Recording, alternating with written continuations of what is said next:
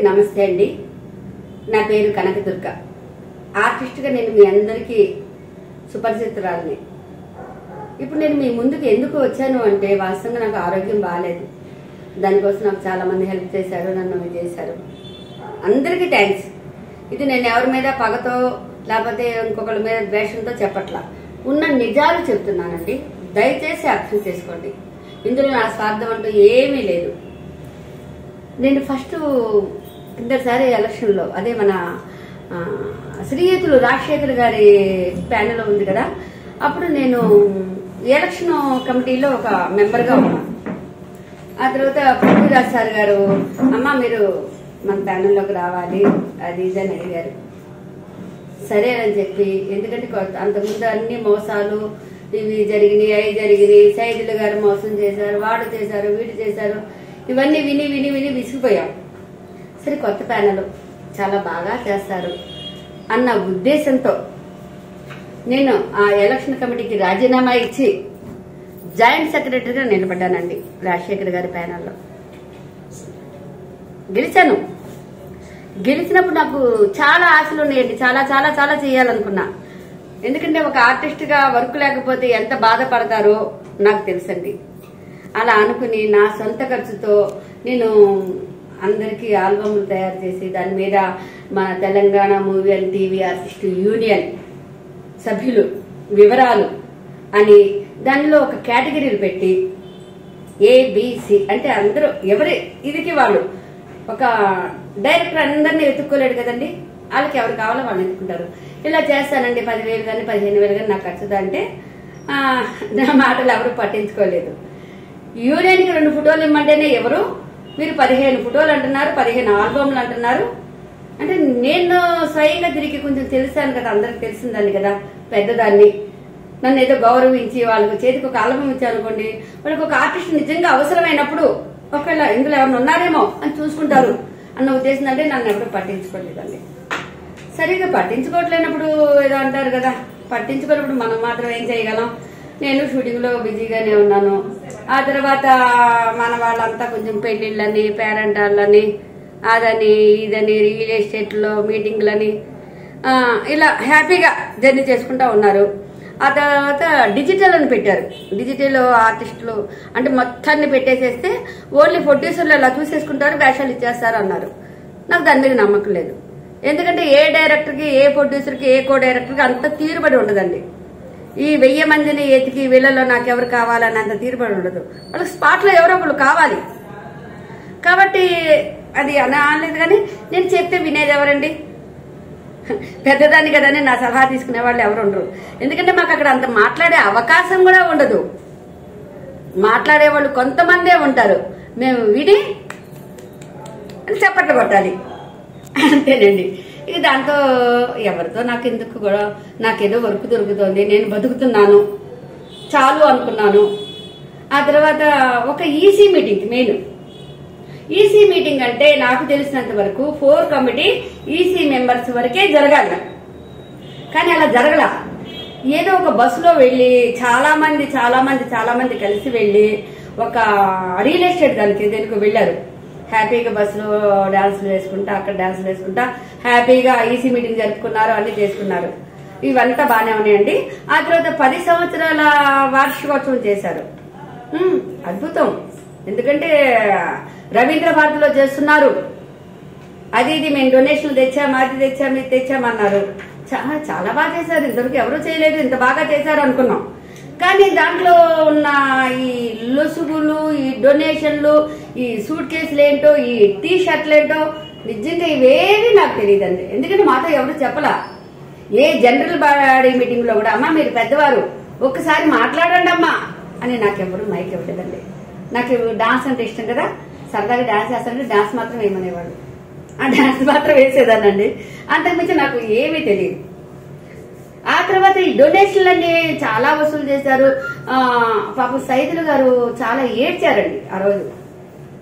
ఒక general body meeting లో ఉదయం నుంచి సాయంత్రం వరకు భోజనం, మధ్యాహ్నం భోజనం కూడా చేయాల. సాయంత్రం కూడా చాలా ఏడ్చాడు. మరి కనుక్కోవాలి కదండి. ఇప్పుడు కనీసం ఉరిశిక్ష వేసిన ఖైదీని కూడా నువ్వు ఏమి తప్పు చేశావు అని అడుగుతారు కదా. పోనీ చివరి కోరిక అడుగుతారు కదా, కనీసం అతను మాట్లాడడానికి మైక్ ఇవ్వాల. నేను మన వాళ్ళందరినీ బతిన్నాడా, పాప సైదులు గారు అంత అడుగుతున్నారు కదండి, ఆయన బాధ ఆయన చెప్పుకొనివ్వండి. అలాగేనమ్మా, అలాగే ముందు బిల్డింగ్ కి ఫండ్స్ వసూలు చేస్తున్నాం కదా, అది కానివ్వండి అమ్మా అంటే అలా నన్నేమి అగౌరవపరిచారని కాదు, దాంట్లో ఉన్న తెలివితేటలు ఏంటో మీరే అర్థం చేసుకోవాలి. నేను చెప్పేంత గొప్పదాన్ని మాత్రం కాదు. అట్లా అయిపోయింది. సైదులు గారు ఏడుస్తుంటే బాధేసి నేను వెళ్ళిపోయా. అంటే ఇప్పుడు వాస్తవంగా అంతకుముందు ఉన్న కమిటీలో సైదులు గారు ఒక్కళ్లే దోష. ఇప్పుడు ట్రెజరర్ పోస్ట్ కి పోటీ చేశారు. ఆయన పేరు నిజంగా ఉంగరాల వెంకటేశ్వర గారండి. ఆయన పోటీ చేశారు. ఆయన నిజంగా నన్ను అక్క అంటే చాలా అభిమానంగా ఉంటాడు. గెలిచాడు. అప్పుడు నేను మామూలు జాయింట్ సెక్రటరీ చేస్తానని మన ఆశా గారిని అడిగా. ఆమె ఏంటంటే పృథ్వీ గారి వైఫ్ కి జాయింట్ సెక్రటరీ ఇద్దామన్న ఉద్దేశంతో వద్దు అంది. సరే నేను వేరే ఇదన్నాను. అంటే పదవి మీద పిచ్చితో ఏమి కాదు. ఆ తర్వాత వచ్చి వేయమన్నారు. అమ్మా నేను వేరే వాళ్ళకి మాట ఇచ్చాను, కుదరదన్నా. అప్పటికప్పుడు పద్మారెడ్డి గారిని దింపారు. అదే అప్పుడు అంతా అది అలా జరిగిపోయింది. ఆ తర్వాత పృథ్వీరాజు గారు కూడా అది చేశారని ఆయన మీద ఏవేవో చాలా చాలా చాలా మాట్లాడారు. ఆయన గారు కూడా మానేసేంత పరిస్థితి తీసుకువచ్చారు. అయిపోయింది. మళ్ళీ నెక్స్ట్ ఈ ప్యానల్ అయింది. ఈ ప్యానల్లో కూడా కానీ ఇక్కడ గొప్పతనం ఏంటంటే ఏకఛత్రాధిపత్యం అంటే ఏమిటో నిరూపించారు. ఒకటే మాట, ఒకటే బాణం, ఎవరు మాట్లాడటానికి వీల్లేదు. ఆయన పేరు నిజంగా ఉంగర వెంకటేశ్వర గారండి. ఆయన పోటీ చేశారు. ఆయన నిజంగా నన్ను అక్క అంటే చాలా అభిమానంగా ఉంటాడు. గెలిచాడు. అప్పుడు నేను మామూలు జాయింట్ సెక్రటరీ చేస్తానని మన ఆశా గారిని అడిగా. ఆమె ఏంటంటే పృథ్వీ గారి వైఫ్ కి జాయింట్ సెక్రటరీ ఇద్దామన్న ఉద్దేశంతో వద్దు అంది. సరే నేను వేరే ఇదన్నాను. అంటే పదవి మీద పిచ్చితో ఏమి కాదు. ఆ తర్వాత వచ్చి వేయమన్నారు. అమ్మా నేను వేరే వాళ్ళకి మాట ఇచ్చాను, కుదరదన్నా. అప్పటికప్పుడు పద్మారెడ్డి గారిని దింపారు. అదే అప్పుడు అంతా అది అలా జరిగిపోయింది. ఆ తర్వాత పృథ్వీరాజు గారు కూడా అది చేశారని ఆయన మీద ఏవేవో చాలా చాలా చాలా మాట్లాడారు. ఆయన గారు కూడా మానేసేంత పరిస్థితి తీసుకువచ్చారు. అయిపోయింది. మళ్ళీ నెక్స్ట్ ఈ ప్యానల్ అయింది. ఈ ప్యానల్లో కూడా కానీ ఇక్కడ గొప్పతనం ఏంటంటే ఏకఛత్రాధిపత్యం అంటే ఏమిటో నిరూపించారు. ఒకటే మాట, ఒకటే బాణం, ఎవరు మాట్లాడటానికి వీల్లేదు. నేను చెప్పింది శిలా శాసనం, నేను చెప్పింది బైలా అని నోటితో ఎవరు అనరండి, కానీ అన్ని వెనక నడిపిస్తూ ఉంటారు. అది ఇవన్నీ అర్థం చేసుకున్నాను. సరే ఇది నాకెందుకు, ఎందుకంటే నేను ఫస్ట్ అనుకున్నది నన్ను గెలిపించినందుకు నేనేమి చేయలేకపోయాను. చేయలేనప్పుడు నేను వీళ్ళని అడిగే అర్హత నాకు ఉందా లేదా అనుకున్నాను. ఒక దండం పెట్టేశాను, కాముగా ఊరుకున్నా. ఆ తర్వాత తెలిసిందండి ఈ డొనేషన్లన్నీ వసూలు చేసింది ఒక్కళ్ళే కాళ్ళ కాదు, దశరథ గారు కూడా. అసలు దశరథ గారు అంటే నేను చాలా తక్కువగా అంచనా వేశా. దశరథ గారికి దాంట్లో మంచి వేషం ఇప్పించారు. అప్పటి వరకు ఆయన అంత మంచి నటుడు నాకు తెలియదు. సూపర్ చేశారు. ఎవరి పక్కన డబ్బింగ్ జానకి గారి పక్కన వేషం ఇప్పించారు. సూపర్ చేశారు. అలాగే ఆయనలో తెలియని సద్గుణాలు చాలా ఉన్నాయని, ఆయన ఒక సాఫ్ట్వేర్ అని, ఇంతమందికి డొనేషన్లు ఇప్పించారని, ఆయనకి ఇంత పెద్ద సర్కిల్ ఉందని, ఏ పదవి లేకుండానే ఆయన ఇంత సేవ చేశారని ఈ గొడవలు మొదలయ్యాక ఒకళ్ళకొకళ్ళు చెప్పుకుంటున్నాకే తెలిసిందండి. ఆ తర్వాత మరి సూట్ కేసులు అన్నారు. కనీసం జాయింట్ సెక్రటరీ మాకన్నా తెలియాలిగా. ఆ సూట్ కేసులు ఎందుకు, ఎక్కడికి వెళ్ళి, అందులో ఏమొచ్చినాయి, లేకపోతే టీ కెనాల్ అంట, హోటల్లో టీ కెనాల్ అంటే చూడండి అట్లాంటివంట, గాజు సామాన్లు అంటే ఇవన్నీ వచ్చినాయంట. అవన్నీ మన గురువు గారు ఉన్నారు కదా, నండూరు రామ్ గారి దగ్గరికి మన రాజశేఖర్ గారి కారులో వెళ్ళి అంట. కనీసం అక్కడ ఇవి అమ్మ వచ్చినాయి, చేసాం, ఇవి వీళ్ళకి ఇద్దాం, లేకపోతే ఈ సూట్ కేసు వీళ్ళకి అమ్మేద్దాం, ఈ డబ్బులు వస్తే మన యూనియన్కి ఉపయోగించుకుందాం, ఇట్లాంటివి ఏవి నాకు తెలియదండి. ఆ తర్వాత ఎవరెవరో ఒక్కసారి గొడవ మాత్రం నాకు తెలుసు. ఎందుకంటే 15 సంవత్సరాల ఫంక్షన్ అయిపోయాక ఆ రోజు ఈయన నూకరాజు గారు అడిగారు, నేను లేకుండా నేను షూటింగ్ లో ఉంటే డబ్బులు మీరు ఎందుకు ఖర్చు పెట్టారు, మీ జేబులో ఎందుకు పెట్టుకున్నారు అని గొడవ అయ్యి రాజీనామా ఇచ్చేసేసి కాగితం సంతకం పెడితే మేమందరం బతిల్లాడి అయ్యో మీరు మిత్రులు కదంటే అసలు నేను ముందే చెప్పాను నేను నిలబడినని, నాకు ఈ అకౌంట్స్ ఇవే తెలియవు, నాకు హెల్ప్ చేస్తానన్నారు కాబట్టి నేను నుంచున్నా అని చెప్పారు. మేమందరం బతిలాడాం, ఎందుకంటే అప్పుడంతా మేము ఒకటే కదా, బతిలాడడం అయిపోయింది. అట్లా 2-3 రాజీనామాల వరకు వెళ్ళి కూడా మళ్ళీ అంటే ఇవన్నీ లోపల అంతకన్నా కలహాలు అంటారు, ఇట్లాంటివి చాలా జరిగినాయి. అన్ని విన్నాను, నవ్వాను, ఊరుకున్నాను. ఎందుకంటే నేను ఓన్లీ నిమిత్త మాత్రురాల్ని. ఆ తర్వాత కానీ ఇప్పుడు మన ప్యానెల్ నుంచి దశరథ్ గారి గురించి తెలిసాక నాకు చాలా గ్రేట్ అనిపించింది. ఒక రౌడీలా కనిపిస్తాడు, వీళ్ళు ఇన్ని సద్గుణాలు ఉన్నాయా, ఛానల్కి ఎంత సేవ చేశాడా, గ్రేట్ అని అనిపించింది. ఆ తర్వాత గోవింద శ్రీనివాస్ ముక్కుసూటి వ్యక్తి, ముక్కుసూటిగా ఇల్లు ముక్కు పగల కొట్టుకుంటాడు, అందరికీ తెలిసిందే, ఉన్నది మాట్లాడతాడు. వాళ్ళందరికీ కొంచెం గబికిన అది ఇబ్బంది అయిపోయింది, ఎవరికైనా కానీ ఇబ్బంది అయిపోయింది. కానీ ఒకటండి, ముక్కుసూటిగా మాట్లాడే వాళ్లే మంచి వాళ్ళండి.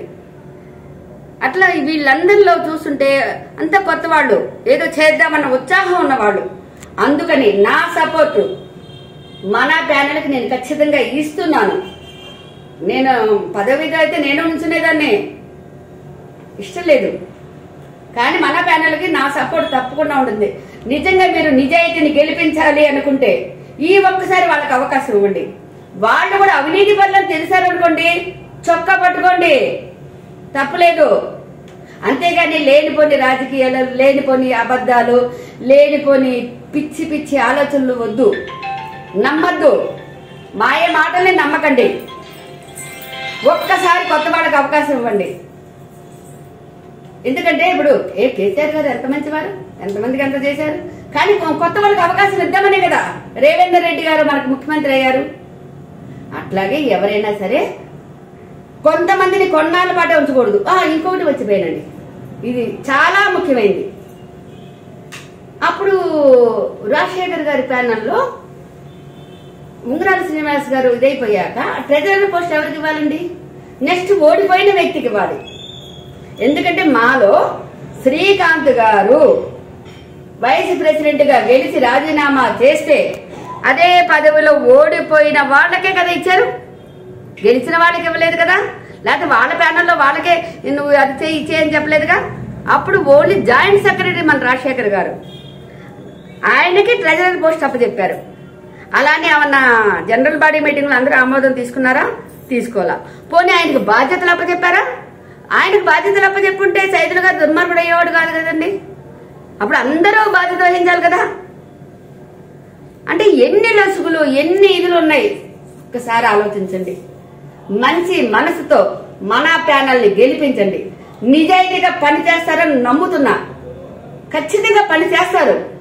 ఎందుకంటే పని చేయాలన్న ఉత్సాహంతోనే ఉన్నారు. అందరూ కొత్త వాళ్ళు, అందరూ ముక్కుసూటిగా మాట్లాడే వాళ్ళు, అందరూ నిజాయితీగా ఉన్న వాళ్ళే ఉన్నారు. ఎవరికి మీ మన సొమ్ము వద్దు అంటే, మనంటే నేను మెంబర్నే కదా, మన సొమ్ము వాళ్ళకి ఎవరికి అక్కర్లేదండి. ఖచ్చితంగా గెలుస్తారు.